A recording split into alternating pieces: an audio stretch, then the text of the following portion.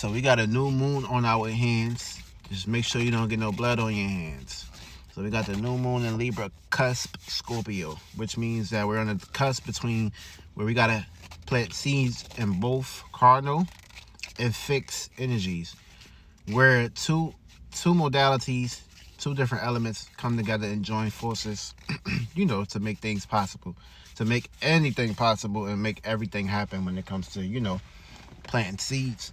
And the seeds you plant now on the new moon will be basically waxing into new experiences or same routines and patterns. Just a new routine pattern based on where you are planting your energy and where it's on your heart and your mind throughout the day. Because you got to set intentions on the new moon, or else the shit that's going on in your life is going to continue to keep happening. If you want, new beginnings, new things in your life, new things to go in your favor, you got to put in work. You got to put in the plant. You got to plant the seed. You got to be consistent. You got to be organized. You got to be on point. That's the only thing that shit's going to work. Just like how the sun shines every day, it's consistent. Just like how the moon rotates and then, travel the world every day. It's called consistency. Consistency is key. And, there's a whole lot of shit, distractions and stuff of that matter in this world that will, throw you off, your consistency. But you got to be strong. You got to make the sacrifices. And you just got to just do it. You got to utilize the willpower and intent. And that's why we have Mars and Scorpio at the moment. Also, we have the sun in Scorpio. So it's on the late degrees between 28 degrees, Libra, Scorpio. And, whenever we reach that third mark, that third degree phase, that's when there's no more cusp. The child has been born. The child is starting to grow, aka the seeds are starting to grow. And so you got to put in the work. Now, the area location that you have, the horoscopes of Libra and Scorpio are going to be the house where you're going to be reacting and responding towards cardinal air, initiating the ways how to communicate and relate, one-on-one relationships, and fixed water, where you're going to be having a deep intimacy, deep conversations, deep connections. Either you're going to be having a deep transformation, aka leaving the person, place, and thing that you no longer want to have deep, connections with, or you're going to be coming up with new deep connections with a person, place, and thing, or a new way of, dwelling on that. The house and location and area location where you have Libra and Scorpio at, it's going to be the house and location where you're going to be expecting and manifesting and feeling the need to actually, act and react on these things. Now, first house in Libra, Cusp, Scorpio. Now, your first house is in Libra. This is initiating new ways on how to communicate and relate and compromise with your personality and your personal interests. And also back and supported by having, shared resources with a person, place, and thing, because you have Scorpio in the second house, Libra ascendants. Now, Scorpio ascendants, happy birthday season to first house and second house. Because, the first house and the first house in the moon, it's some squares, it's some tensions and things of that matter and things of that perspective, because the first house and the moon in general, which will be the fourth house, is always a square.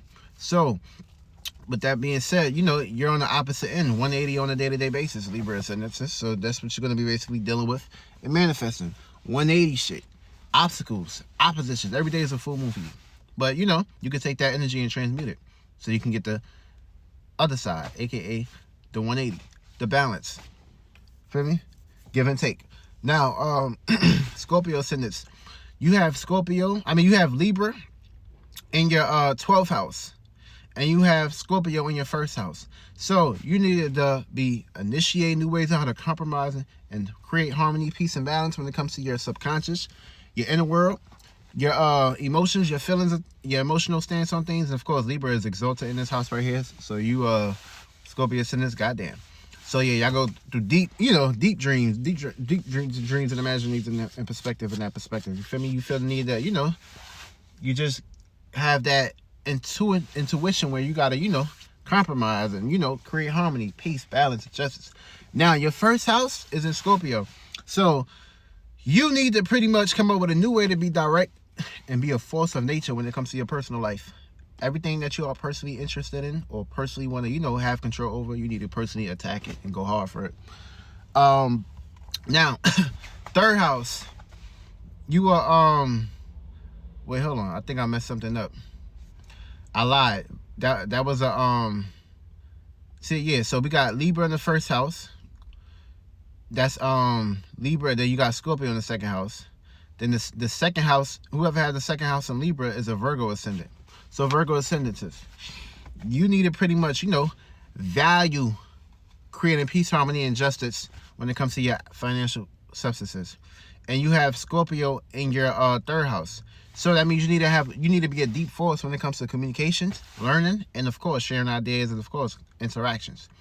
Now Libra in the third house, you are Leo ascendant. So you need to pretty much focus on creating and initiating new ways on how to, communicate, relate, and compromise when it comes to your environment, your siblings, your friends. Now you also have Scorpio in the fourth house. So this is deep, direct, intense, strong moments to love, nurture, and care. And of course, I experienced this from a Leo ascendant last night, to have a deep connection with their home and family during this time. Also, having Libra in the fourth house, this is a Cancer ascendant. So Cancer ascendants, you need to initiate new ways on how to communicate, relate, and create harmony, peace, and balance within your home and your family, and of course, things that make you feel comfortable. And also, you have Scorpio in your fifth house, so fertility is on a higher level.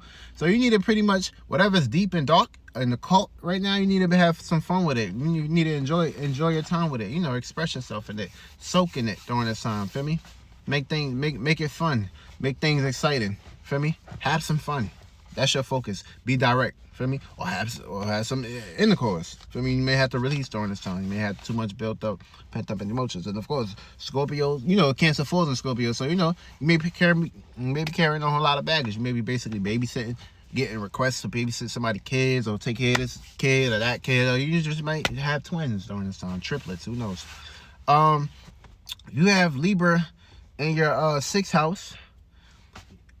I'm lying. If you have Libra in your fifth house, this is either you're going to be initiating new ways on how to communicate and relate when it comes to your love and romance, or things that bring fun, entertainment, and enjoyment in your life, aka new gaming, gaming and things of that perspective.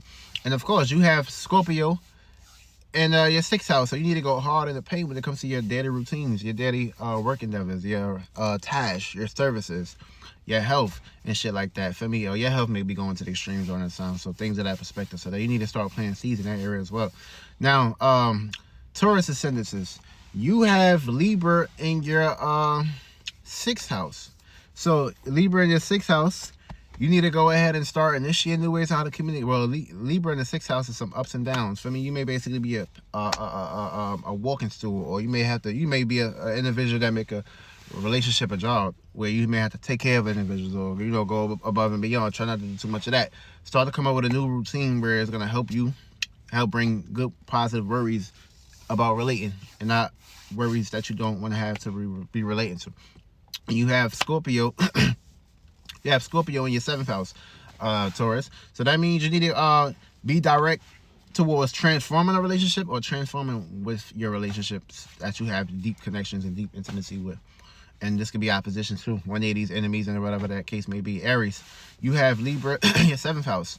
So the area location, you have Libra in your seventh house. This is new relationships and new ways to relate, and new ways to, bring peace, harmony, and justice, and compromise.